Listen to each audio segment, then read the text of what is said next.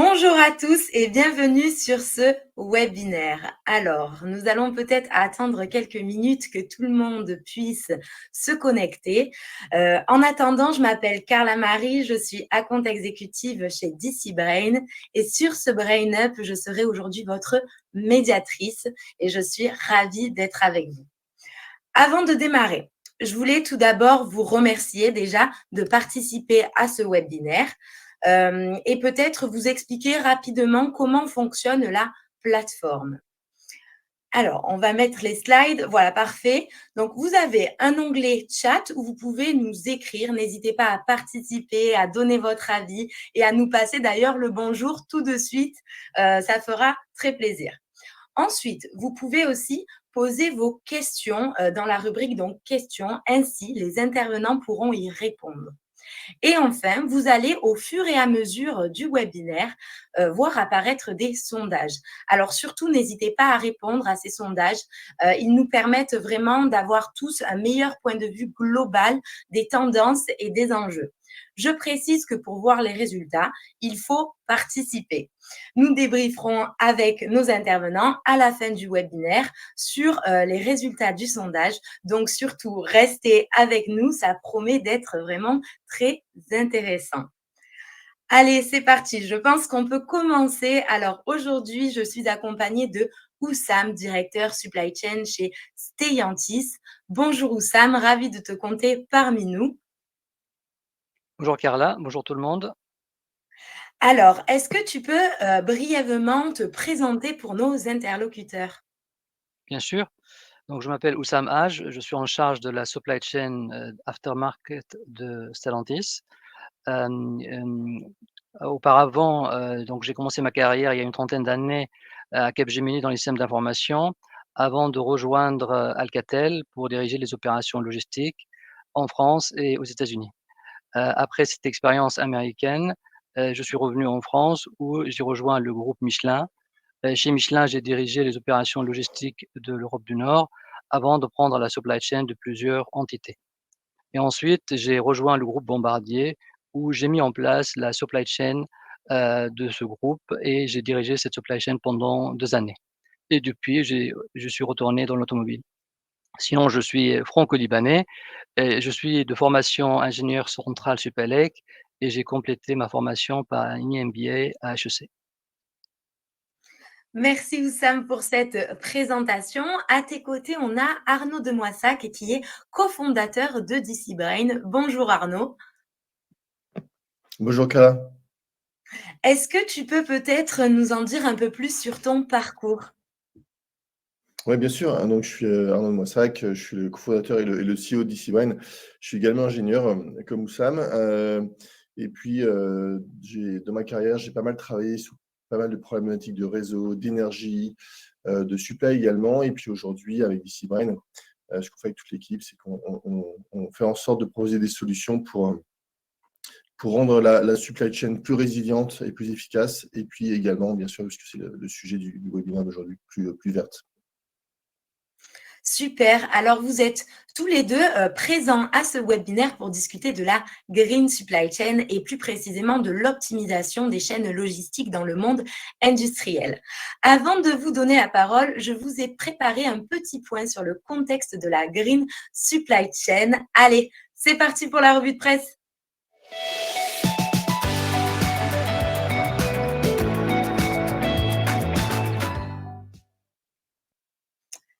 Alors, quand on parle de green supply, on s'inscrit forcément dans un schéma global. Au-delà du concept marketing et du buzz, le bouleversement climatique est bien réel et donne naissance à de nouveaux enjeux dans le secteur de la supply chain et du transport, via notamment l'évolution des plans de transport, la relance du fret en France, le ferroutage ou encore l'économie circulaire, un sujet sur lequel nous allons d'ailleurs revenir avec notre invité Oussam. Vous êtes très probablement au courant, le dernier rapport du GIEC est tombé en ce début d'avril, alarmant le monde entier sur les conséquences du réchauffement planétaire de 1,5 degré Celsius par rapport au niveau pré-industriel. L'ONU Info a publié sur son site internet un article, il me semble le 4 avril, indiquant, je cite, les réductions d'émissions au cours de la dernière décennie ont été inférieures à l'augmentation de celles-ci. Alors, on se pose la question, eh bien, pourquoi ça? Eh bien, parce qu'il y a eu une hausse du niveau d'activité mondiale dans l'industrie, mais aussi dans l'approvisionnement en énergie, dans le transport, dans l'agriculture et même dans les bâtiments. Et pourtant, le changement climatique n'est pas une idée nouvelle. Je le rappelle brièvement, mais côté transport, les véhicules sont soumis à des réglementations depuis les années 70. Les réglementations européennes ont été mises en place il y a maintenant plus de 50 ans pour limiter justement les émissions de gaz nocifs, puis de gaz à effet de serre. Et c'est justement dans cette dynamique qu'est née la norme Euro. Donc, dès les années 90, pour réglementer et limiter les émissions d'oxyde d'azote, de monoxyde de carbone, d'hydrocarbures et de particules. On a commencé avec Euro 0 et aujourd'hui, on en est à Euro 6. Pour tout véhicule de plus de 3,5 tonnes. Contraignante, mais je dirais surtout vraiment efficace. C'est ça le mot que je cherchais. L'impact a été considérable. Entre Euro 0 et Euro 6, écoutez bien, les émissions d'oxyde d'azote ont été divisées par 36. C'est énorme, je ne sais pas si vous vous rendez compte. Et même, on a divisé par 18 pour les hydrocarbures et par 35 pour les particules. Alors moi, personnellement, j'ai une question qui me démange, c'est à quand Euro 7? Alors, en attendant d'avoir la réponse, les recherches pour les normes Euro ont quand même propulsé des progrès technologiques majeurs sur la diminution de consommation moyenne de carburant par véhicule. On peut donc dire que les cerveaux bouillonnent pour instaurer une économie plus résiliente. On l'a encore vu d'ailleurs lors de la SITL, qui est la semaine pour l'innovation du transport et de la logistique. Vous avez un article ici juste à côté, donc Voxlog, qui a fait part de cet article du palmarès en fait des innovations transport et logistique de l'édition de la SITL 2022. Ils ont aussi fait part du résultat du Startup Contest, où de beaux projets ont été présentés. D'ailleurs, je souhaite féliciter encore Custom Bridge, lauréat de cette édition, ainsi que la société fluviale de logistique qui a pitché en 5 minutes. Alors écoutez bien, c'est très intéressant ce qu'ils ont pitché. Ils ont pitché en fait leur solution de transport par voie fluviale des biens de consommation depuis des centres logistiques périurbains jusqu'au cœur de la ville. C'est une idée bas carbone et vraiment respectueuse des enjeux environnementaux. Côté green, toujours, la start-up Searoute a présenté sa solution de visibilité d'émissions de CO2 pour les transporteurs. Et nous-mêmes, donc d'ici Brain, étions présents à la SITL pour échanger autour de notre logiciel d'optimisation de flux logistiques qui fonctionne grâce à l'intelligence artificielle et qui est vraiment, je dirais, au service d'une supply chain plus verte. Notre directeur commercial, Jean-Michel Carly, ainsi que Benjamin Debuté, notre COO, ont tous deux animé des conférences et des ateliers pour démontrer vraiment la force de la logistique intelligente pour une supply chain verte et résiliente. Parce que oui, la technologie pensée par et pour les métiers est un levier non négligeable d'optimisation de la supply chain. Et cela permet en fait de gagner en visibilité sur l'empreinte carbone, mais aussi sur la gestion des données pour une logistique plus claire, plus agile et même plus apte à respecter en fait les objectifs fixés. Donc, moi, je pense que les acteurs de la supply chain vraiment prennent leurs responsabilités face à cette étape cruciale de l'avenir du secteur et de la société dans sa globalité. Les réflexions s'alignent entre les différents acteurs et pourtant, voilà, le choix des fournisseurs n'est toujours pas simple quand il s'agit de normes environnementales. Dans son article que vous voyez apparaître à l'écran, le manque de transparence sur la supply chain freine les stratégies ESG, donc qui veut dire Environmental, Social and Corporate Governance. Environnement Magazine présente la nouvelle étude de Coupa Software indiquant que, alors ça c'est un chiffre qui est assez intéressant, qui m'a plutôt choqué. Donc 72% des dirigeants d'entreprise estiment qu'il leur faudrait des semaines, voire des mois pour trouver de nouveaux fournisseurs conformes aux normes ESG. Alors, la raison, c'est tout simplement un manque de données et donc de transparence sur le sujet. Pourtant, la volonté d'une planification facilitée, améliorée de la supply chain est clairement majoritaire dans le secteur. 87% des sociétés sondées s'engagent à réduire les émissions de gaz à effet de serre ainsi que la déforestation. Et même 94% agissent déjà en matière d'efficacité énergétique. Donc, malgré les apparentes contraintes, on voit quand même une voie qui est plus profitable et plus responsable qui se dessine grâce à de nouvelles opportunités. Il est important, voire primordial, d'aborder le sujet de la mutualisation afin d'augmenter le taux de remplissage des camions. L'avenir est au mètre carré partagé dû à l'augmentation des coûts de transport. Je ne sais pas si vous aussi, en ligne, vous faites face à ces problématiques. Surtout, n'hésitez pas à nous envoyer votre avis, à nous donner votre avis sur ce sujet-là, qui est l'avenir des mètres carrés partagés ou l'augmentation des coûts de transport. Ce serait vraiment très intéressant d'avoir votre point de vue. Si l'on souhaite porter le secteur vers une réussite environnementale et économique, je pense, et les acteurs du secteur sont d'accord, que la transparence est essentielle. Déjà, des solutions intelligentes prennent de l'ampleur dans les choix de supply chain pour réduire son empreinte environnementale. C'est un nouveau tremplin en fait pour les prestataires logistiques qui doivent être capables d'aller chercher de nouveaux contrats et de verdir les flottes grâce à des acteurs responsables. Dans ce nouveau décor, dans cette supply chain sans cesse renouvelée, le temps est à l'action pour optimiser les chaînes logistiques et trouver les bonnes dynamiques, que ce soit humaines, managériales et technologiques, afin d'accélérer les processus, puisque les enjeux sont communs et collaboratifs. Voilà, c'était le point que je voulais vous faire sur le contexte actuel. Peut-être, Oussam, un avis sur le contexte qui est décrit dans ces articles?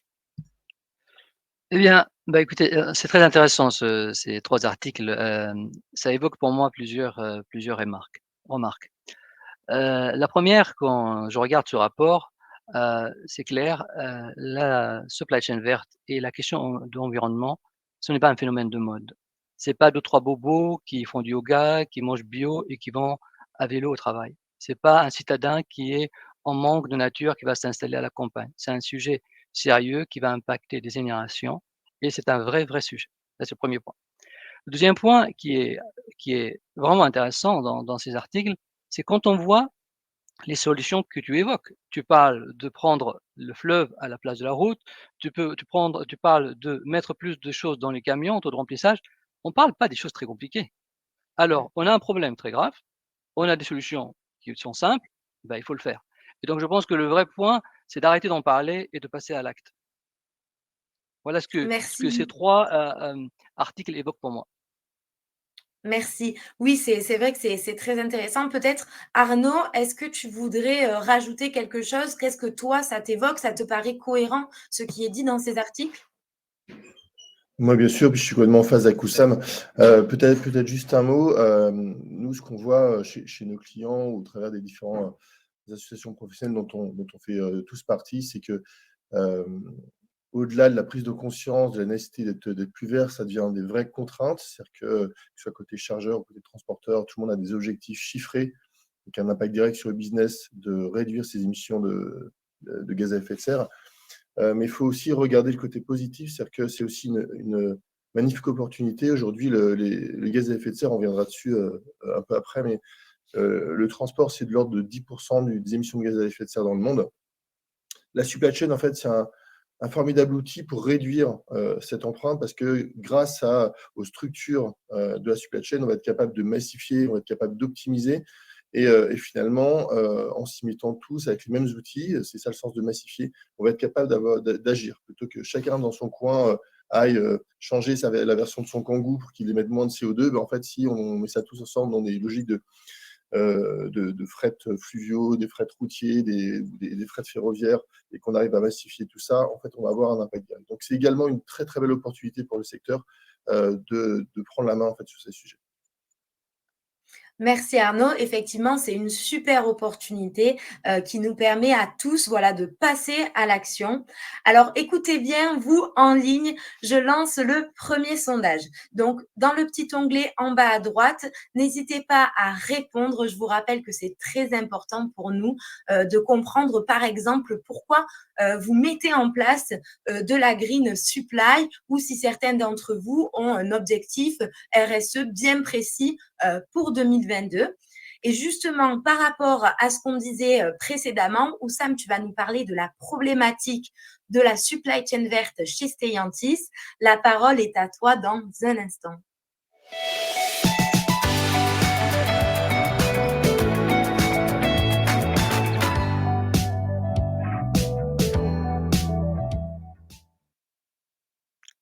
Eh bien, rebonjour.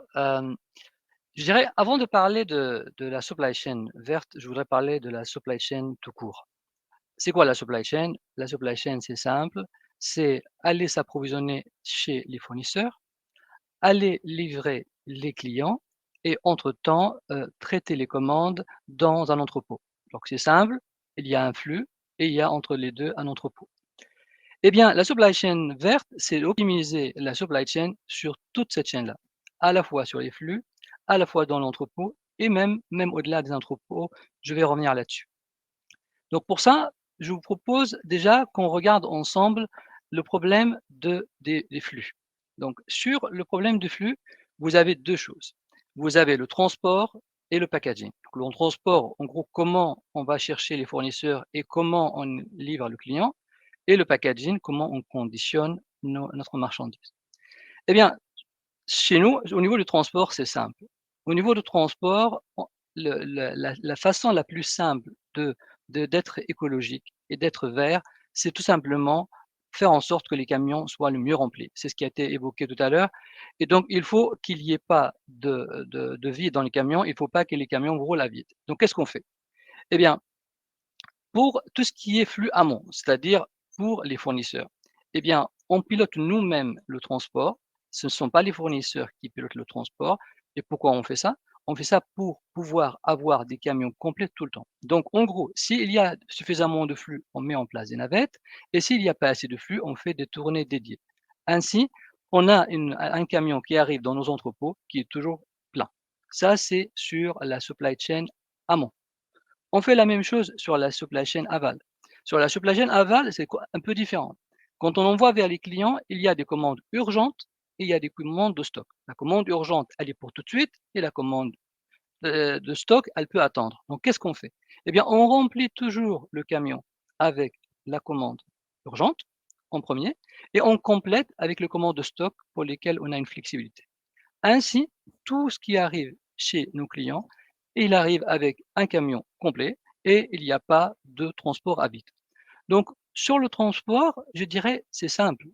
C'est, on fait en sorte, tout simplement, qu'il n'y ait pas de camions qui roulent à vide sur nos autoroutes. On fait en sorte que les camions arrivent complets chez nous et complets chez nos clients.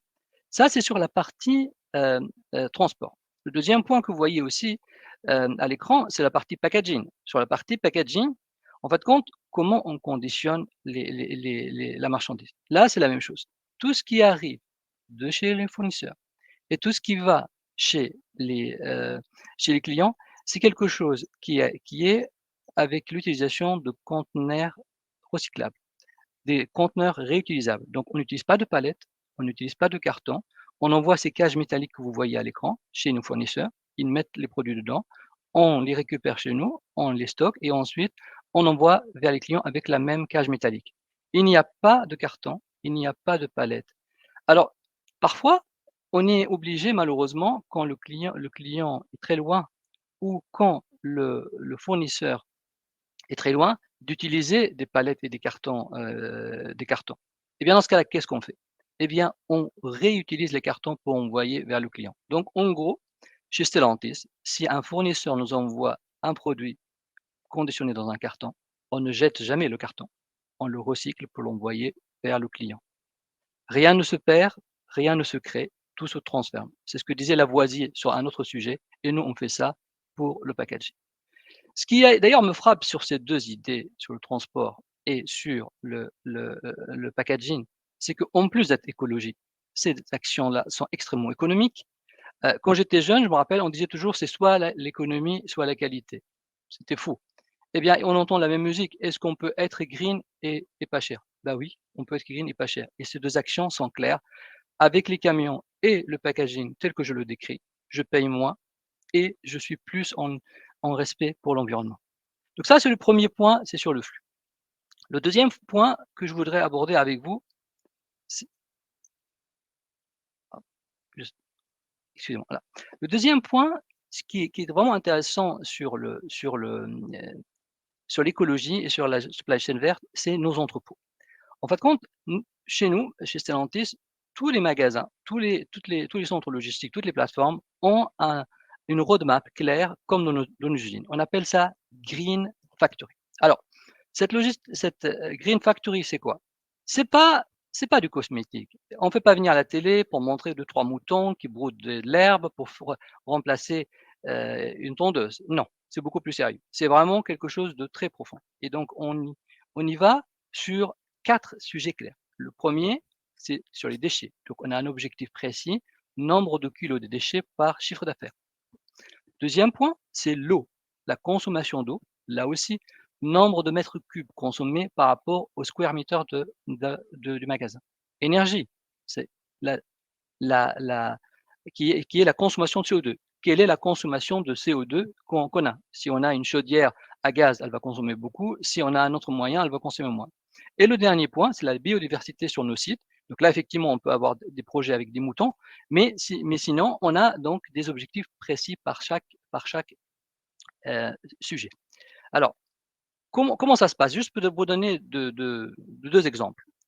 Vous avez des choses simples. Par exemple, sur la consommation d'eau, à Vesoul, on a l'objectif de diviser la consommation d'eau par 10. Je dis bien 10. Donc on va consommer 10 fois moins d'eau. Alors quand vous allez à Vesoul, vous voyez qu'il y a très peu d'utilisation d'eau. Donc on ne va quand même pas demander aux gens d'arrêter de se laver les mains. Et donc pour qu'il y ait une division par 10 de la consommation d'eau, la solution est simple. On récupère l'eau du ciel, on récupère la pluie. Ça, c'est simple et on a un investissement pour le faire. Ça, c'est une solution, je dirais, simple. On a d'autres choses qui sont plus compliquées. On a un système de cataphorèse, donc c'est un système très complexe qui consomme beaucoup d'énergie pour protéger la carrosserie. Eh bien, ce système-là, pour pouvoir le rendre à zéro émission CO2, il y a des investissements industriels majeurs à faire. Donc, tout ça pour dire que chaque site a un objectif précis sur les 4 sujets, donc c'est très concret, et ces objectifs soit s'accompagnent d'investissements quand c'est nécessaire, soit tout simplement par du bon sens. Donc pour l'instant, je vous ai parlé de transport, donc du flux, je vous ai parlé de ce qu'on fait dans le magasin, mais une fois qu'on a vendu la pièce à nos clients, est-ce que la supply chain s'arrête? Est-ce que la supply chain s'arrête après la vente? Est-ce qu'il y a une vie après la vente?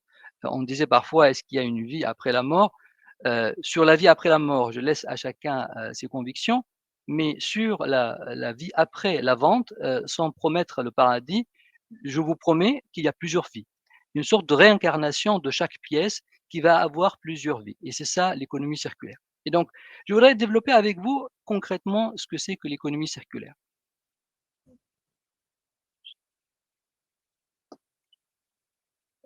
Je sais pas si voilà. Excusez-moi, parfois j'ai un problème de retour pour voir le slide. Donc l'économie circulaire, c'est quoi? En fin de compte, chaque pièce quand on l'utilise, on peut la réutiliser, on peut la réparer ou on peut la reconditionner un peu comme on fait avec les téléphones portables. Aujourd'hui, les téléphones portables, vous pouvez acheter soit un smartphone tout neuf, soit un recyclé. Eh bien, on fait la même chose avec les pièces. Donc concrètement, dans mon équipe, il y a 2 ateliers, un à Vesoul, un à Rüsselsheim. Il y a 200 personnes qui, tous les jours, vont conditionner et réparer soit des moteurs, soit des boîtes de vitesse, soit des batteries. Ça, c'est la première chose. La deuxième chose aussi, on a un atelier de tri où on récupère à Vesoul l'ensemble des carcasses de nos voitures, et on les trie, on les envoie vers les fournisseurs pour les réparer et leur donner une seconde vie. Donc, avec l'économie circulaire, en fin de compte, on donne une nouvelle vie, deuxième vie, troisième vie, quatrième vie pour nos pièces. Alors, c'est quelque chose sur lequel le groupe Stellantis a toujours été pionnier, mais là, on va beaucoup plus loin. On a un objectif de multiplier par 4 cette activité d'ici 2030. Donc, vous voyez, on a une activité qui est vraiment intéressante et qu'on va faire développer. C'est une activité qui est vraiment super parce que finalement, tout le monde est gagnant. Le client est gagnant parce qu'il paye moins. La planète est gagnante parce qu'on consomme moins de ressources. Et puis aussi, c'est le plein d'emplois puisqu'on a créé des emplois dans nos ateliers là-dessus. Donc, c'est quelque chose pour moi, je crois vraiment que c'est quelque chose qui va se développer et c'est vraiment l'avenir. Ce n'est, encore une fois, ce n'est pas un phénomène, c'est pas un phénomène de mode. Voilà ce que je voulais vous dire ce matin sur la supply chain, donc verte. Donc, pour faire simple, on traite les flux, on traite on traite les magasins et puis on fait l'économie circulaire. Mais je sais qu'il y a d'autres idées, je sais qu'il va y avoir plein d'autres idées. Ce que je peux vous dire, c'est que, comme le montrent les différentes manifestations, c'est un changement, qui est irréversible et qui est structurel, la supply chain verte, pour répondre à un besoin, pour répondre à un changement structurel et aussi irréversible et malheureusement dramatique qui est le changement, climatique. Donc c'est pas un phénomène de mode, c'est du sérieux et nous on prend en tout cas le sujet très, très, très au sérieux. Voilà ce que je voulais partager avec vous ce matin. Je rends la parole à Carla. Merci. Merci Oussam pour ces éléments qui sont très intéressants. Alors, je vois qu'on n'a pas encore vraiment de questions dans le petit onglet questions. Surtout, voilà, n'hésitez pas à en poser si vous en avez. Si vous en avez pas, vous en ligne, moi, j'ai des questions pour vous. Alors, déjà, la première question, c'est est-ce que vous rencontrez des problématiques on en a parlé en introduction, des problématiques, par exemple, dues au remplissage de vos camions et si oui, lesquels et est-ce que vous vous retrouvez surtout dans les éléments qui nous ont été apportés par Oussam sur la Green Factory, sur l'économie circulaire. Voilà, je prends bien en compte le point de Olivier, on va y revenir. Je pense qu'on va passer, si Oussam et Arnaud, vous êtes OK, on va passer un peu à une table ronde. En fait, Oussam, j'ai des questions pour toi. Arnaud, n'hésite surtout pas à intervenir si tu as un avis ou des commentaires. Alors, Oussam, tu nous as présenté les points essentiels chez Stellantis. Fort de ton expérience en supply chain, est-ce que tu vois l'aspect green plutôt comme une contrainte pour les équipes ou au contraire comme un nouveau levier d'évolution vers une supply, on va dire, mieux maîtrisée? Moi, je pense, moi, j'aime pas beaucoup le mot contrainte. Je pense qu'il faut revenir au basique. Encore une fois, c'est quoi la supply chain? Je pense que d'ailleurs, c'est dans l'un des génériques que vous avez fait passer tout à l'heure. C'est l'optimisation d'un triangle qui est à l'ordre 1, la qualité de service, à l'ordre 2, le coût et à l'ordre 3, le stock. Donc, une supply chain, c'est fait pour satisfaire mieux avec moins de coûts et moins de stock. Voilà. Tout le reste, c'est du blabla. Et donc, ce triangle-là est quelque chose qui est optimisé et une supply chain doit être optimisée pardon, et une supply chain performante optimise ces 3 points du triangle. En fin de compte, avec la supply chain verte, le triangle devient un rectangle. C'est tout simplement. On est en train de dire qu'il y a un quatrième point, pardon, qui est le côté vert. De la même façon qu'on dit qu'il ne faut pas dépenser moins, pardon, il ne faut pas dépenser plus, excusez-moi, et donc il faut maîtriser le coût, il faut maîtriser aussi l'impact environnemental. Donc pour moi, ce n'est pas une contrainte, ça fait partie de la raison d'être de la supply chain. Maintenant, comme chaque raison d'être et comme chaque objectif, ça crée des difficultés, mais ça crée aussi des choses intéressantes. Je prends un exemple anecdotique. Si vous êtes responsable de maintenance dans un entrepôt, si vous avez uniquement comme objectif la qualité de service, le coût et le stock, qu'est-ce que vous allez faire? Vous allez faire des machines qui tombent pas en panne pour la qualité de service et qui coûtent pas cher pour le coût. Bon. Si en plus de ça, vous avez la contrainte, comme vous dites, ou l'objectif de green, qu'est-ce que vous allez faire? Vous allez, par exemple, développer des espaces verts, vous allez changer la chaudière, et cetera. Donc finalement, ce sont tout simplement des opportunités pour donner plus de travail et des choses plus intéressantes pour les employés qui sont dans la supply chain. Donc ce n'est pas une contrainte, c'est un objectif supplémentaire, mais en plus, ça vaut le coup. Arnaud, tu veux peut-être rajouter quelque chose? Ben, Oussama a déjà bien balayé le sujet. J'ajouterais peut-être 2 points. Quelque chose de très particulier dans le monde de la supply et notamment du transport, hein, mais ça marche aussi pour l'entreposage, c'est que globalement, une baisse des coûts, c'est une baisse du CO2. C'est-à-dire que si on arrive à baisser les coûts de transport, c'est qu'on arrive à faire rouler moins de camions ou moins de moyens de transport. Donc globalement, ça fait moins de CO2, ce qui fait que c'est un secteur par rapport à d'autres secteurs industriels qui a une appétence, je vais dire, naturelle pour la réduction de CO2 et ça aide beaucoup. Le deuxième point, c'est que comme tous les secteurs de la supply chain a du mal à recruter, c'est dur de trouver, voilà, c'est un peu la guerre des talents, hein, comme chez tout le monde. Le fait d'avoir une vraie approche de responsabilité environnementale, pas quelque chose de cosmétique, hein, comme décrivait bien Oussam, hein, c'est vraiment des impacts très très forts dans le monde de la supply, cette responsabilité environnementale. C'est aussi quelque chose d'extrêmement efficace pour donner du sens en fait au métier, enfin, pour rappeler le sens du métier, parce qu'en fait c'est depuis toujours dans le métier de la supply, et en fait pour faciliter le recrutement. Donc c'est une des opportunités dont parlait Oussam. Merci Arnaud. Donc, c'est vrai que donc tous les deux vous avez évoqué pas mal de points différents et on voit bien que on a de plus en plus de mal à recruter, mais aussi parce qu'on a très certainement pas mal de nouvelles idées. Oussam, tu nous en as parlé, de nouvelles idées émergentes. À ton avis, à quelle tendance doit-on se préparer dans le secteur de la supply chain selon toi? Et quelles sont voilà ces idées? À quoi ressemblera, enfin moi je me questionne, hein, à quoi ressemblera vraiment la supply chain dans 10 ans? Alors, avant de répondre à ta question, et je voudrais juste revenir sur le point précédent. Donc je fais pas comme les politiciens qui, quand on leur pose une question, ils répondent à une autre, mais je voudrais juste rebondir quand même sur le point d'Arnaud.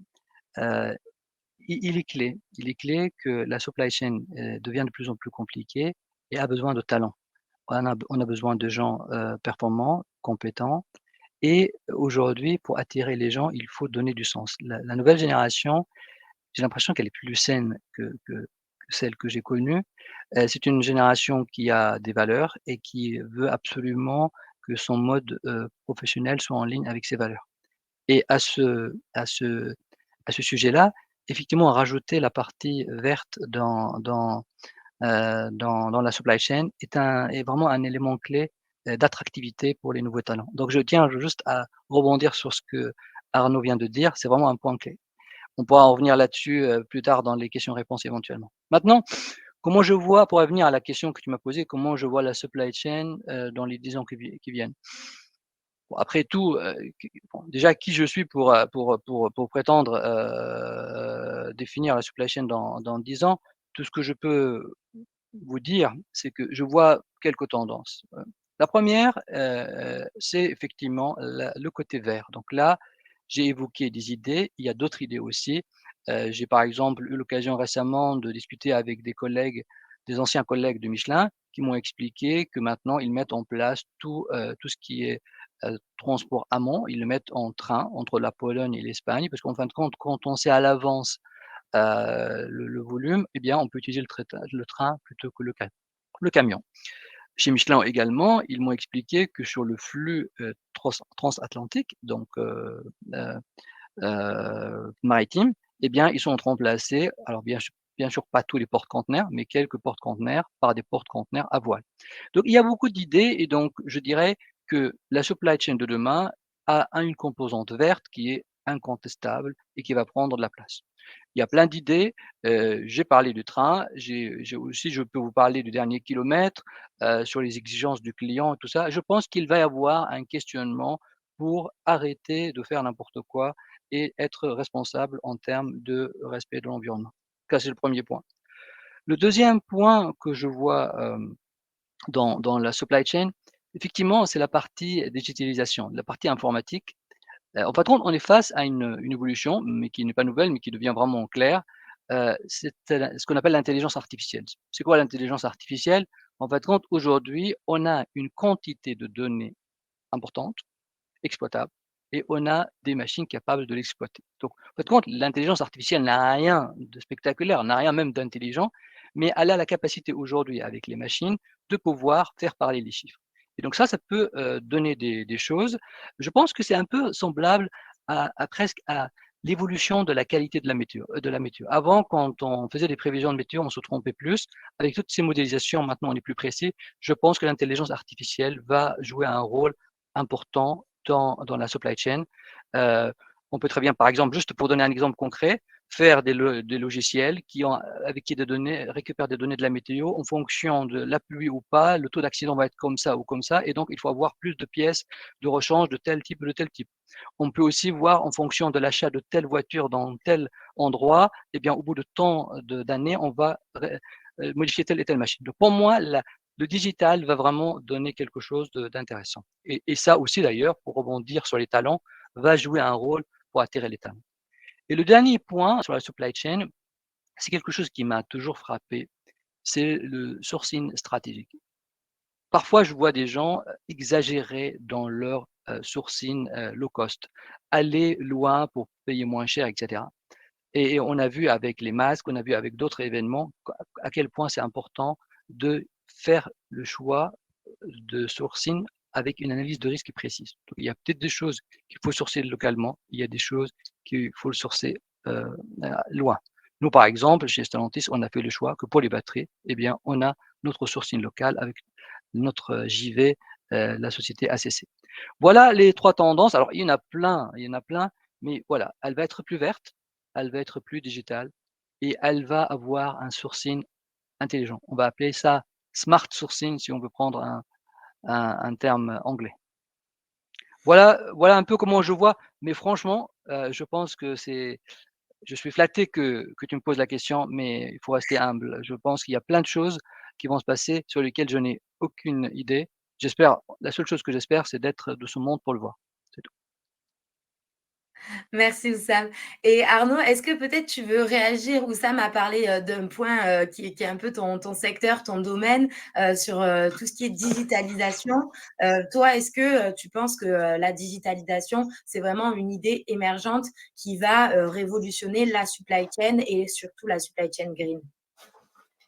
Alors, oui, complètement. C'est-à-dire que la digitalisation, elle n'est pas spécialement rattachée à la supply chain, hein. Toutes les industries du monde sont en train de se digitaliser.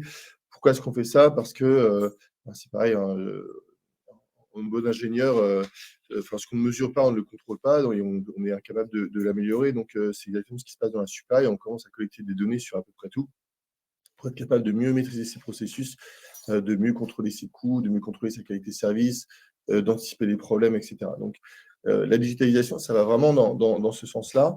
Et une fois qu'on a des données, on va commencer à les utiliser et puis on va essayer d'en faire un peu plus que des tableaux de bord. Et c'est là que l'IA rentre en jeu.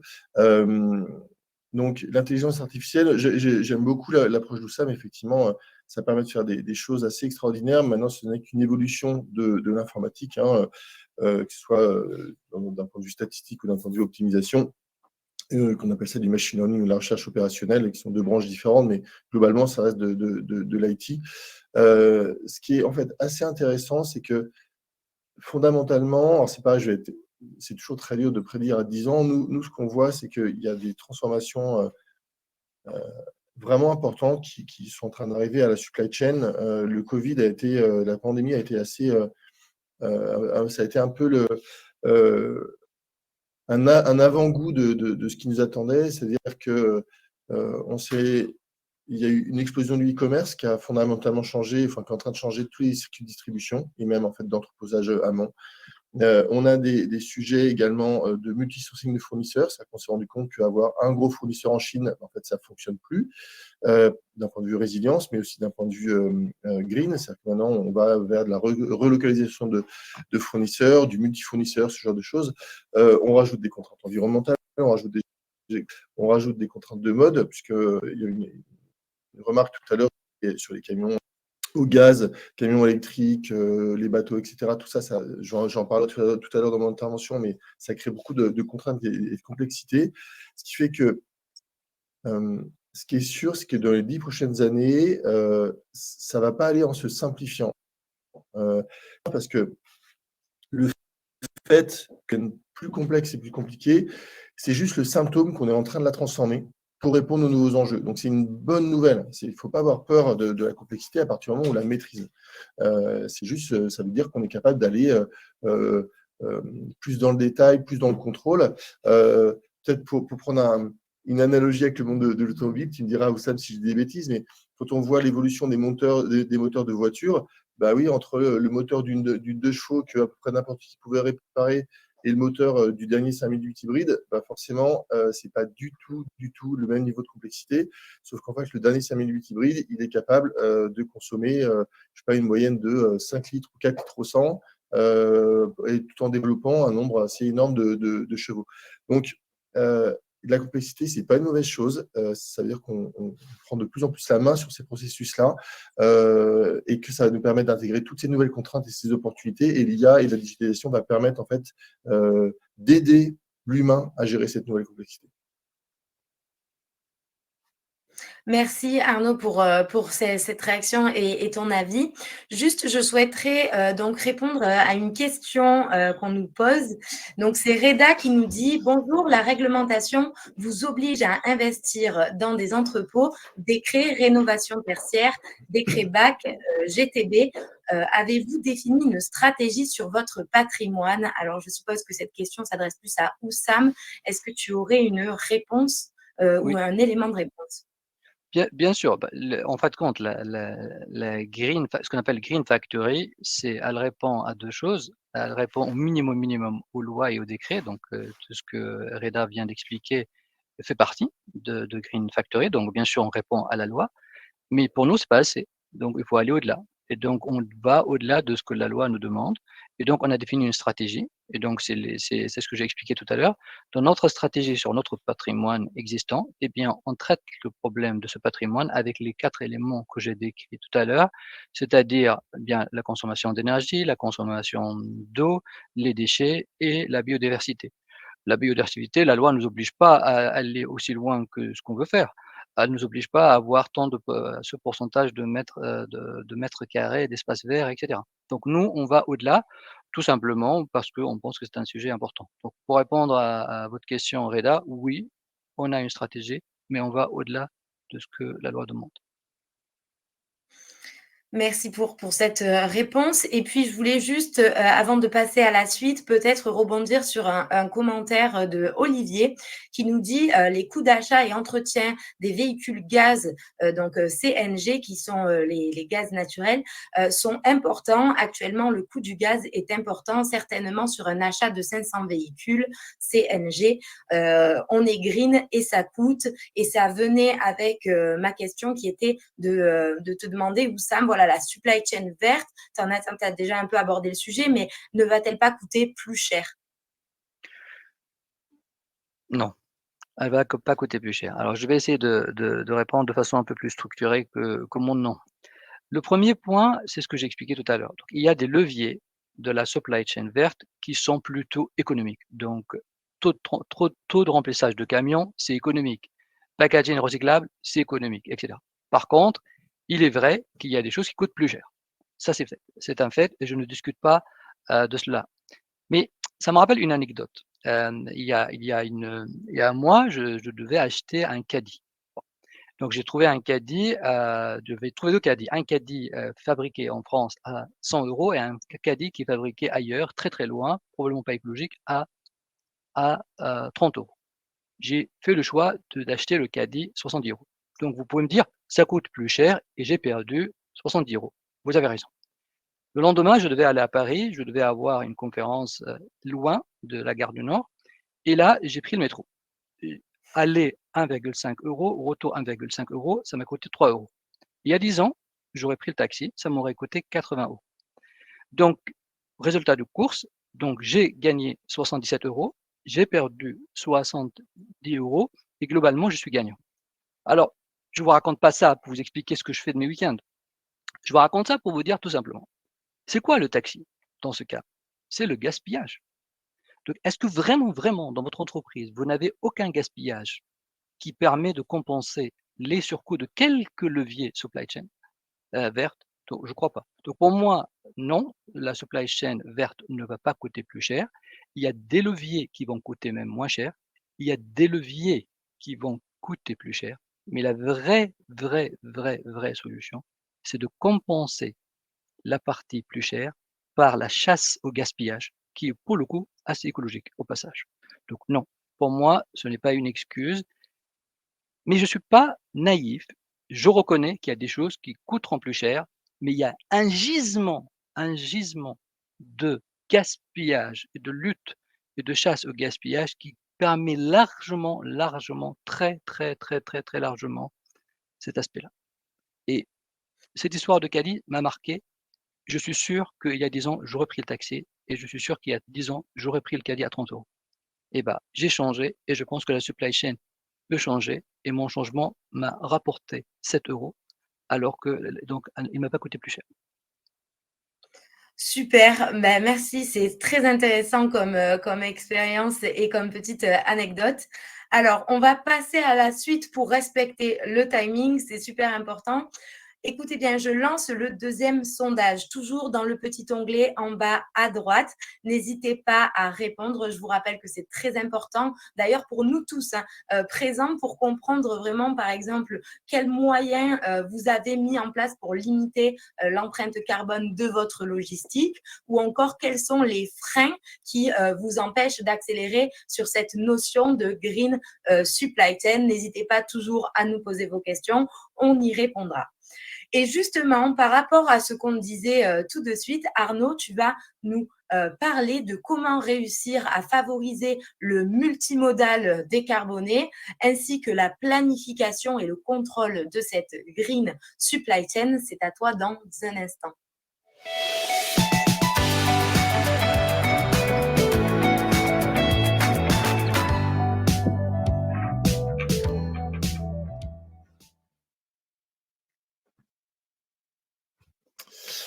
C'est à moi. Donc, donc je vais effectivement merci Carla, hein, je vais vous parler de comment la digitalisation et l'IA va nous permettre en fait d'aller chercher de la performance environnementale et gérer notamment cette complexité dont je parlais tout à l'heure. Alors on va peut-être partir de quelque chose de plutôt pardon. Voilà.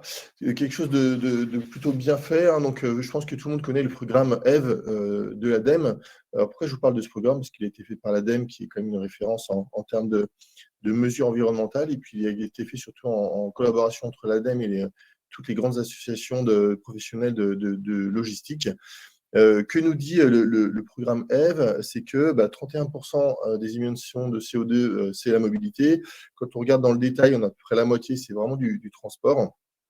Et en termes d'objectifs, les objectifs sont quand même assez impressionnants. On parle de, en gros, moins 30% d'émissions en 2030 et une décarbonation complète en 2050. Donc 2030, on est en 2022, faire moins 30% en 8 ans, c'est assez énorme. On n'a pas du tout fait ça pendant la pandémie, malgré le gros ralentissement des flux. Enfin, ça a plutôt été une instabilité des flux qu'un ralentissement d'ailleurs. Voilà, donc c'est vraiment quelque chose de très ambitieux, enfin, qui a l'air très ambitieux comme ça, et pour autant, Carla, tu parlais du dernier rapport du GIEC. Quand on regarde ce qu'on doit faire, c'est pas qu'on est tenu de le faire, c'est que en fait, si on veut que ça se passe bien dans les 10-30 prochaines années, en fait, on doit réellement agir.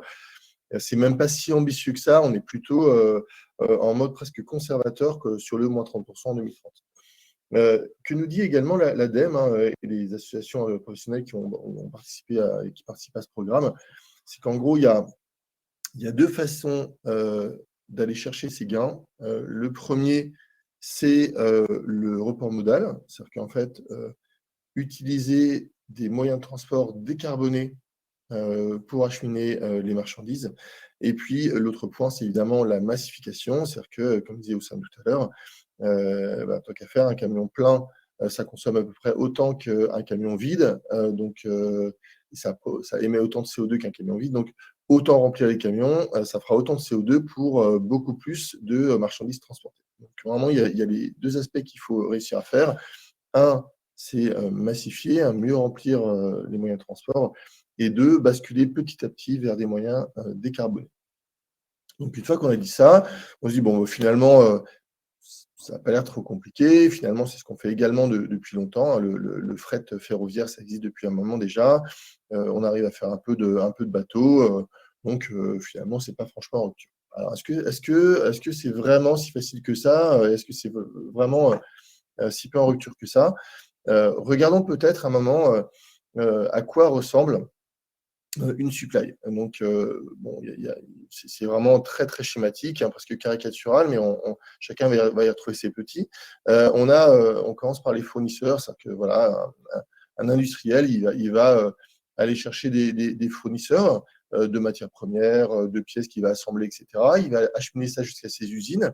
Il va créer son produit final, ou ses bundles de produits finaux.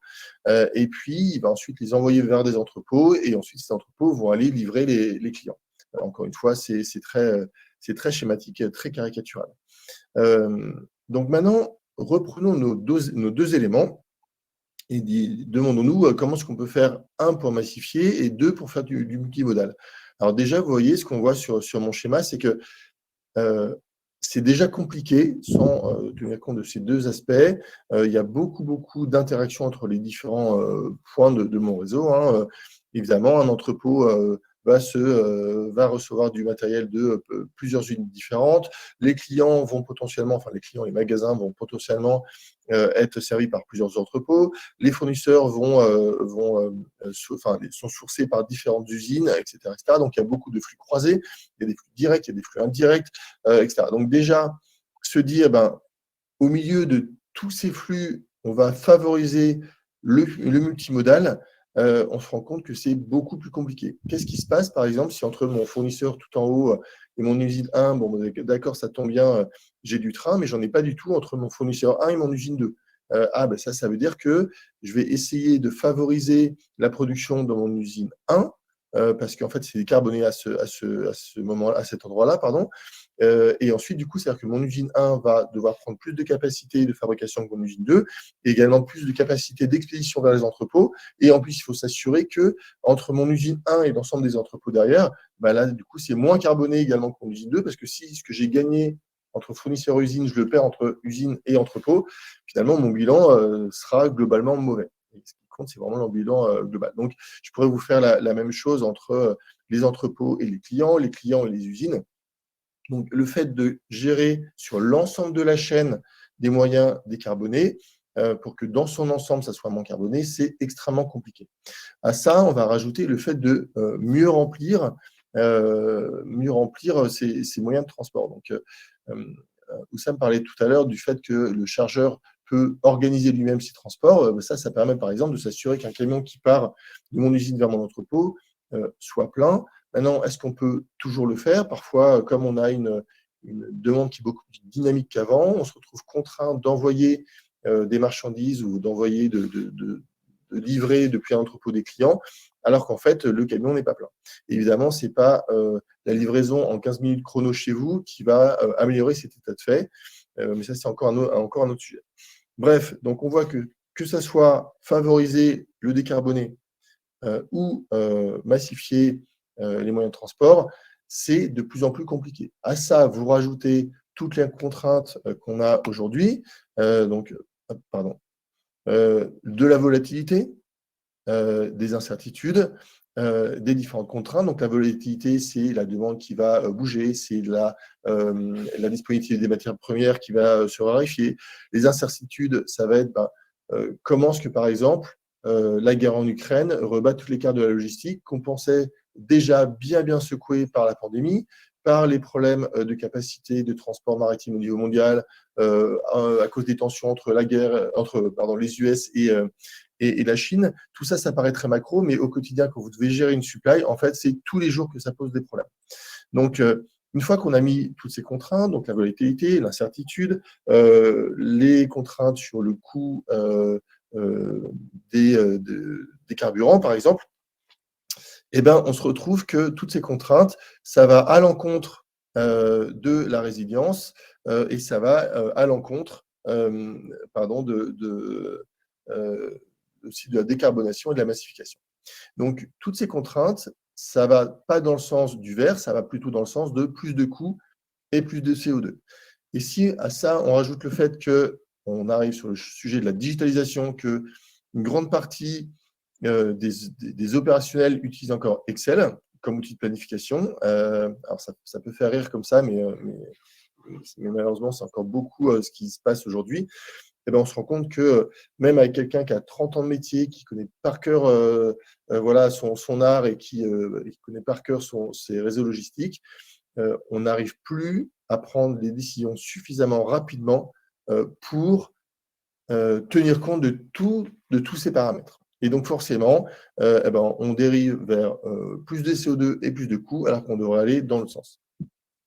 Donc, comment est-ce qu'on peut aider les personnes qui travaillent dans la supply à faire face à cette énorme complexité? Et ben en fait, il y a quelque chose qui marche plutôt bien, qui est plutôt vieux, qu'on a depuis le début. Alors, c'est ce que les gens font sous Excel. C'est que ce qui marche bien, finalement, c'est déjà d'être capable de modéliser sa supply. Donc, modéliser sa supply, c'est faire ce qu'on appelle un jumeau numérique. Donc, ça a commencé sous Excel quand on mettait une colonne entrepôt, une colonne client, une colonne demande, une colonne comme ça, et qu'on essayait de reconstituer des flux. Aujourd'hui, en fait, avec des méthodes moderne, qu'on appelle de l'intelligence artificielle, qui consiste finalement à utiliser des modèles mathématiques et des algorithmes extrêmement puissants avec une grosse capacité de calcul pour modéliser ces réseaux de supply chain avec un fort niveau de détail. Et surtout, une fois qu'on a fait ça, on va être capable de voir ce qui s'y passe. Donc ça, c'est le côté un peu digital, je remonte à la donnée. On va être capable de détecter des problèmes et on va être capable d'aller jusqu'à simuler et optimiser.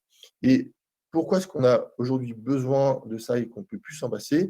Tout simplement, comme je dis, la complexité du monde ambiant, vu les contraintes qu'on a dans tous les sens, ça ne fonctionne plus du tout de se baser sur le savoir-faire et le métier de quelqu'un assisté par Excel pour planifier en fait sa supply. Donc typiquement, ce qu'on voit à l'écran là, c'est quand on a un bon jumeau numérique, on est capable de passer d'un réseau bleu, on voit qui utilise, et donc chaque client, c'est un moyen de transport, qui utilise énormément de moyens de transport, au réseau rouge, et ça, en quelques secondes, on est capable de calculer, et on voit qu'on a en fait réduit le nombre de traits, on a tout simplement massifier en fait tous les morts pour livrer exactement la même quantité de biens. On a même réussi, ce qu'on ne voit pas dans le réseau rouge, à favoriser en fait les moyens décarbonés. Peut-être un mot là-dessus, c'est que quand, par exemple, on prend les camions électriques, on se dit il y a aujourd'hui beaucoup de chargeurs et de transporteurs qui investissent dans les camions électriques, et il faut vraiment le saluer. Il y a d'ailleurs pas mal de subventions pour le faire. C'est très bien, mais aujourd'hui, c'est essentiellement limité à de la logistique vraiment dernier kilomètre, voire intra-urbain. Pourquoi? Parce qu'on a des problèmes d'autonomie. Et donc, si on veut généraliser les camions électriques ou même les camions gaz, on ne peut pas le faire sans penser au maillage des stations de chargement, que ce soit électrique ou gaz, à comment est-ce qu'on va organiser en fait le rechargement de ces moyens de transport. Et donc, ça rajoute encore un niveau de complexité dans la conception des schémas logistiques. Donc, comment est-ce que, du coup, l'IA peut aider à faire ça? Typiquement, si on prend un produit comme le nôtre, on va créer ce jumeau numérique. Et puis, une fois qu'on a créé ce jumeau numérique, il y a vraiment 3 niveaux. Un, on va aider, en fait, les opérationnels, les personnes qui font le tactique ou même le stratégie de la supply à voir ce qui se passe, à contrôler ce qui se passe, à collaborer entre eux grâce à cet outil informatique. Donc ça, c'est un peu comme de la BI dédiée au réseau et au supply. Pour faire ça, maintenant, comme c'est des problématiques très particulières, si vous étiez juste un outil de BI classique, ça ne va pas bien se passer. Ensuite, on va être capable d'anticiper. Donc là, on va être capable, par exemple, de faire des prévisions de demande. C'est un peu l'exemple de la météo pris par Oussama tout à l'heure. De détecter en fait des suractivités, des sous-activités sur certaines zones, etc. Et une fois en fait qu'on est capable d'anticiper la demande, ben là c'est que le début du voyage, parce que une fois que vous savez que votre client va demander plus, ben, qu'est-ce que ça veut dire en termes de répercussions sur votre supply et comment est-ce que vous allez gérer cette augmentation de la demande, par exemple, sans favoriser les moyens carbonés. C'est vraiment la chose très classique en supply chain. Plus j'arrive à être récurrent, stable dans mes moyens de transport, plus je suis capable de les anticiper, moins ils me coûtent cher et plus je suis capable de choisir des moyens de transport décarbonés. Et à chaque fois que je dois prendre des décisions dans l'urgence, parce que j'ai une surdemande ou j'ai une bascule de la demande de telle région à telle région, et ben en fait, comme je vais être obligé de faire ça dans l'urgence, je vais faire appel à des moyens de transport qui sont coûteux et généralement plus carbonés. Donc, plus on est capable d'anticiper et plus on est capable de répercuter ces anticipations sur la supply dans son ensemble, et mieux on va être capable en fait d'utiliser ces moyens récurrents moins chers et décarbonés. Donc, anticipation, et une fois qu'on a ça, simulation de quel va être l'impact sur ma supply, et même aller jusqu'à l'optimisation. Maintenant, je sais ce que je veux faire, quelle est la meilleure façon de le faire, comment je passe de mon réseau bleu à mon réseau rouge. Voilà. Donc, l'IA, c'est vraiment extrêmement concret. La supply, on est dans un métier qui sait compter ses sous. On n'est pas dans le luxe, on ne fait pas 30% de marge.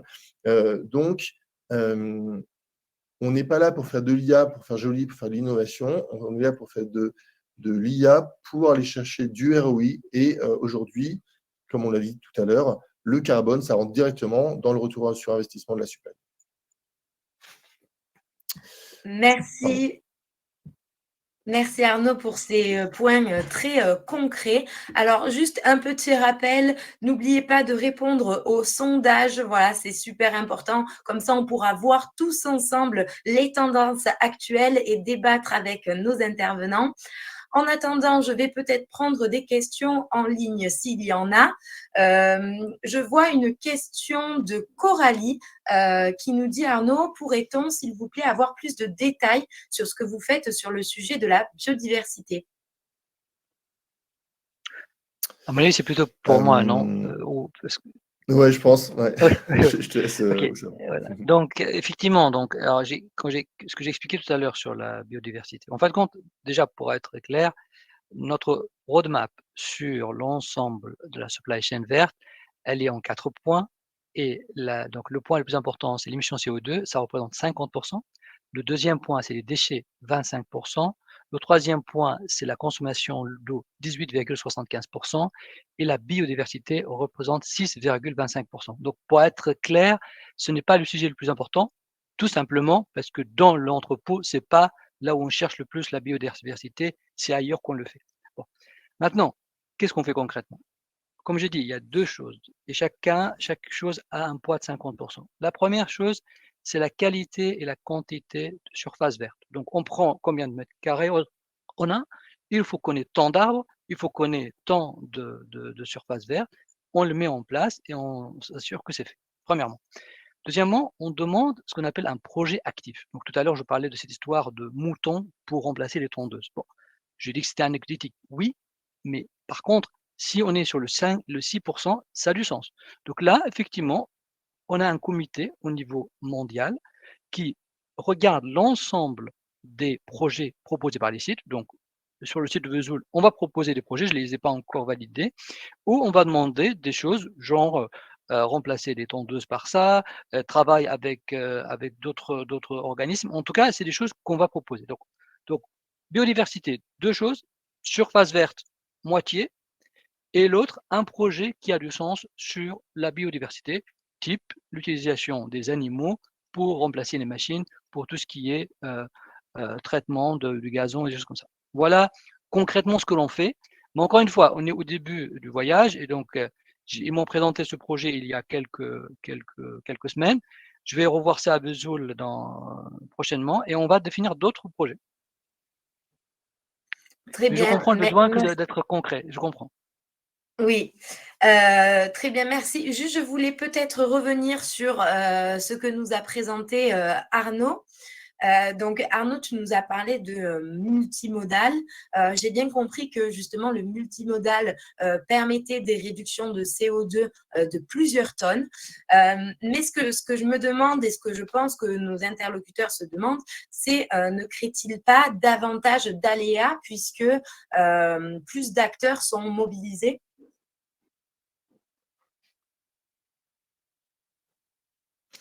Alors, non, enfin, disons, ça va dépendre de la façon dont on va le gérer. Aujourd'hui, la majorité des acteurs de la supply ont déjà plusieurs acteurs. C'est-à-dire que déjà, il y a déjà pas mal de multimodal, hein, le fret routier ou le- comment dire, le bateau, que ce soit au niveau international ou même sur les rivières, commence à se développer. Enfin, l'international, ça existe depuis longtemps. Donc, en fait, le multimodal, ça existe déjà. Le point, c'est de favoriser le multimodal décarboné. C'est-à-dire que, encore une fois, c'est pas inventer une nouvelle façon de faire de la supply, c'est euh, se donner plus de moyens pour réduire les émissions de carbone. Donc, c'est-à-dire qu'à côté, plutôt que de dire, tiens, je vais faire du camion, en fait, dans ma catégorie camion, je vais avoir du camion qui émet du CO2, du camion qui roule au gaz, donc on émet beaucoup moins, ou du camion qui roule à l'électrique, donc on émet quasiment pas. C'est pareil, dans mes bateaux, on voit que maintenant, il y a plusieurs initiatives pour que, en fait, le transport maritime se tourne maintenant vers je crois que c'est toi qu'on avait parlé la dernière fois ou ça, mais se tourne vers du transport maritime décarboné à base de voile. Il y a des choses comme ça qui existent. Donc, encore une fois, c'est-à-dire que dans la catégorie transport maritime international, on va avoir du carboné et du pas décarboné. Donc, c'est juste qu'on rajoute des catégories, on rajoute des modes, et donc ça devient plus compliqué à gérer. Mais fondamentalement, on sait déjà gérer dans la supply. C'est juste que c'est déjà compliqué à gérer, donc ça va devenir à peu près impossible de le faire sous Excel dans les prochaines années en rajoutant ces différents modes. Je ne sais pas si c'est clair Merci. hein, ce que j'ai raconté. Oui, c'est assez clair. Je voulais revenir sur un point aussi, c'est que tu as parlé de ferroviaire. Ça fait longtemps que le ferroviaire existe, mais ce que je me demandais, c'est outre l'aspect environnemental, est-ce qu'il y a d'autres avantages à préférer en fait les moyens ferroviaires? Alors, moi, je suis juste un observateur de ça. Je sais pas moi qui remplit des trains. Peut-être que Oussama a plus de billes là-dessus. Le gros avantage, c'est que ça permet d'avoir plus de régularité et des plus grosses capacités de transport. Je pensais à un client qui devait traverser les Alpes. Donc, il y avait des limites sur le nombre de camions sur les routes. Et le ferroviaire était un excellent moyen de désengorger en fait, ces usines de production. Mais Oussama, tu veux peut-être prendre la main? Non, non, je pense que enfin, en fin de compte, sur le ferroviaire comme sur le reste, il faut savoir choisir. Donc et c'est clair que le train, il est plus fiable, plus régulier, mais moins flexible. Donc évidemment, on va pas l'utiliser pour le dernier kilomètre, on va pas l'utiliser pour la partie qui réclame le plus de flexibilité. Mais dans n'importe quelle supply chain, vous avez une partie qui nécessite de la flexibilité et là, le train n'est pas adapté. Il y a une partie qui n'en a pas besoin, mais qui au contraire, requiert la fiabilité et le train est adapté. C'est pour moi, c'est les 2, il ne faut pas opposer l'un à l'autre. Il ne faut pas utiliser la non-flexibilité du train comme excuse. C'est exactement ce que j'ai expliqué tout à l'heure sur les coûts. Il y a des choses qui coûtent plus cher et il y a des choses qui coûtent moins cher. Commençons par les choses compatibles. Prenons le train là où on a besoin de fiabilité et on n'a pas besoin de flexibilité. Et je ne connais aucune supply chain qui veut la flexibilité partout. Si elle veut la flexibilité partout, c'est qu'elle est mal planifiée. Ouais, très bien. Et peut-être, je voulais revenir avant de passer à la suite et de voir le résultat sur les sondages. Donc, si vous n'avez pas répondu au sondage, c'est le moment, c'est le dernier moment pour le faire. On passe à une dernière question pour Arnaud, peut-être un peu plus tech. Et puis après, on passera au débrief des sondages. Arnaud, moi, j'avais une question. les équipes, d'après toi, sont-elles aptes à utiliser un outil d'intelligence artificielle pour des situations d'urgence si la prise en main n'est pas naturelle? On l'a vu avec le Covid, ces situations-là arrivent et puis c'est ce qu'on se demande, c'est combien est-ce qu'il faudra de temps pour maîtriser l'outil? Alors c'est un très bon point. J'aurais envie de dire non, parce qu'elles ne doivent pas, avoir du mal à utiliser cet outil. Ça, c'est vraiment le sujet, nous, on est éditeur de logiciels et c'est un des premiers sujets qu'on aborde. Les gens, qui travaillent dans la supply ont un métier déjà suffisamment compliqué pour pas qu'on leur rajoute, des trucs compliqués par c'est-à-dire que nous, notre mission, enfin, pourquoi est-ce qu'on est là? On est là pour apporter des solutions à ces gens qui gèrent des réseaux extrêmement complexes, qui souvent doivent le faire de plus en plus dans l'urgence. Et donc, ils n'ont pas le temps d'apprendre à utiliser un nouvel outil, de tout changer, etc. Donc, c'est notre métier d'être capable de proposer quelque chose suffisamment simple, efficace et rapide pour que ça réponde à leurs besoins.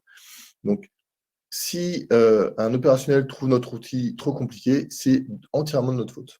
Voilà. Et d'ailleurs, pourquoi est-ce qu'on a des clients? C'est que je pense que notre outil est suffisamment simple pour pouvoir être utilisé là où il rend le plus de service, c'est-à-dire que quand en fait on n'a plus le temps d'utiliser ces outils traditionnels. Alors, comme en fait c'est simple à utiliser et que ça répond aussi à des situations de non-urgence, que c'est quand même ce qui est le plus intéressant à gérer, hein, comme disait Oussam, une supply chain doit d'abord être bien planifiée avant d'être flexible. Et ben en fait, l'outil est également fait pour ces phases où on a plus le temps pour justement pouvoir aller creuser et trouver d'autres scénarios et optimiser au long terme. Mais voilà, c'est tout l'enjeu d'un éditeur de logiciel, c'est de disparaître, de n'être que utile à son utilisateur. Merci. Arnaud, peut-être, Oussam, une réaction. Est-ce que tu penses aussi que c'est primordial, essentiel d'avoir un outil, même si voilà, il intègre l'intelligence artificielle, un outil simple à utiliser pour les équipes opérationnelles? Bon, je rejoins Arnaud sur la nécessité que l'outil doit être simple. Donc là, effectivement, on a beaucoup de choses à faire. Notre vie est suffisamment compliquée, c'est pas la peine de rajouter. Par contre, l'outil, il faut voir est-ce qu'il est adapté. Il y a des supply chains qui ont besoin d'outils sophistiqués, mais qui doivent avoir une interface simple. Il y a des supply chains qui n'ont pas besoin de quelque chose de compliqué. Donc il faut que l'outil a la sophistication et la complexité qui correspond au besoin qui est à traiter et quelle que soit sa complexité, il faut qu'il paraisse, heu moins compliqué pour l'utilisateur final. Merci Oussam, merci à tous les deux. Nous allons peut-être débriefer sur les sondages. Alors, on a pas mal de participants qui ont répondu, donc ça peut être très intéressant. Alors, la première question, c'est pourquoi mettez-vous en place de la green supply? On avait prédéfini donc 3 différentes réponses. La première était pour répondre aux demandes des clients finaux. La deuxième était par conviction et la troisième pour répondre aux demandes des actionnaires. Je vois tout de suite en ligne que au final, celle qui ressort le plus à 46%, c'est pour répondre aux demandes des clients finaux. Elle ressort même avant par conviction, donc qui est à 38% juste derrière. Et puis enfin, seulement 15% pour répondre aux demandes des actionnaires. Est-ce que vous avez peut-être une réaction, un avis sur cette question-là? Moi, ça me choque un peu de voir que c'est pour répondre d'abord aux clients finaux avant la conviction. Est-ce que c'est quelque chose qui vous choque aussi ou est-ce qu'au contraire, vous trouvez ça normal? Quelle est votre position par rapport à cette question? C'est personnel, chacun fait ce qu'il veut. Moi, ça me paraît effectivement décevant. Ça me paraît décevant, de le faire, par conviction que pour un niveau si bas.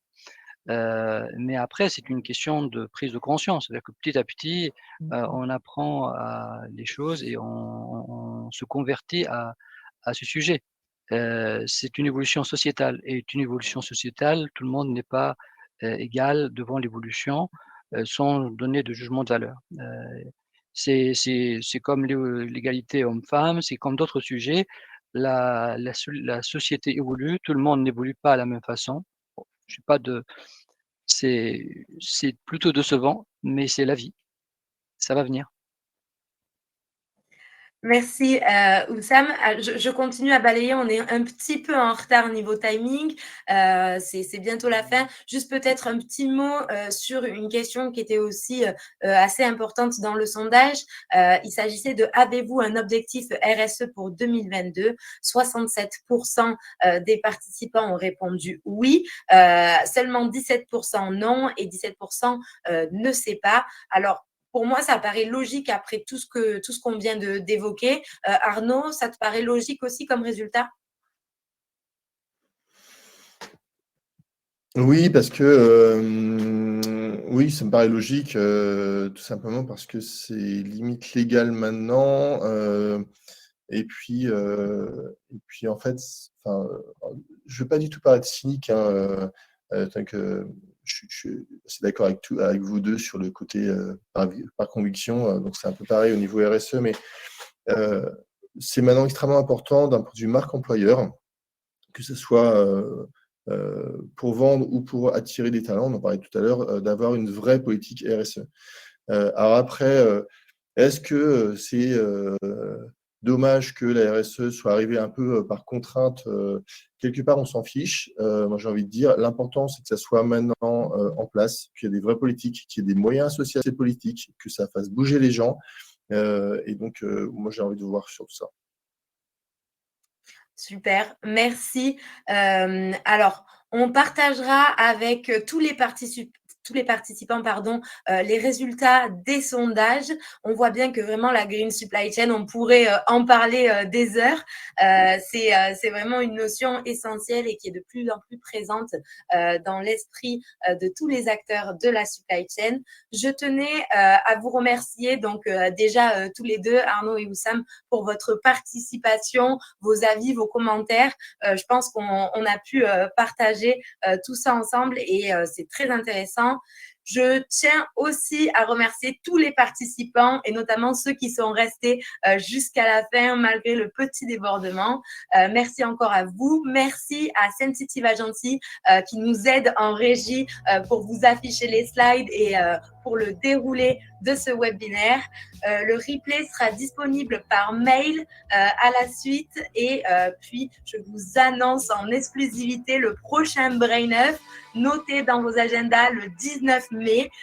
Je garde le sujet pour moi. On vous l'enverra aussi par mail. Donc, n'hésitez pas à nous suivre sur LinkedIn, sur les réseaux sociaux. Et puis, je vous souhaite une excellente journée. Si vous avez des questions, n'hésitez pas à contacter contact@dcbrain.com et bonne journée. Merci à tous.